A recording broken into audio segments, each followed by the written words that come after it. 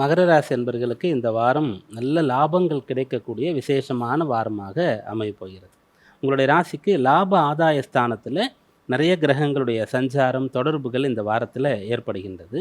சந்திரன் ராசிக்கு 12, 1, 2, 3 இந்த ஸ்தானங்களில் சஞ்சரிக்க போகிறார்.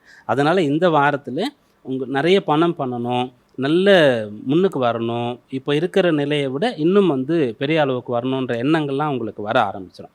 அதற்கு எடுத்து காட்டக்கூடிய ஒரு அமைப்பில் தான் குரு உங்களுக்கு 6ஆம் இடத்திலிருந்து பலன் தந்து கொண்டு இருக்க வேண்டிய ஒருத்தர் அதிச்சாரமாக 7ஆம் இடத்திற்கு வந்திருக்கார். அவர் ராசியை பார்த்து உங்களை தூண்டுறார்.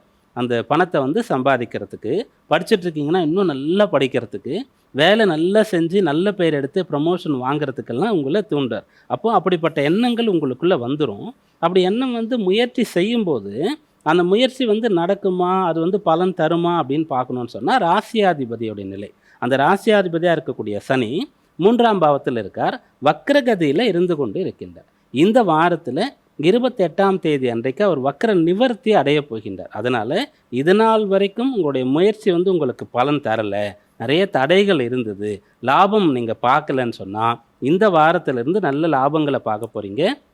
உங்களுடைய முயற்சி அனைத்தும் உங்களுக்கு வெற்றியை, ஜெயத்தை தரப்போகிறது.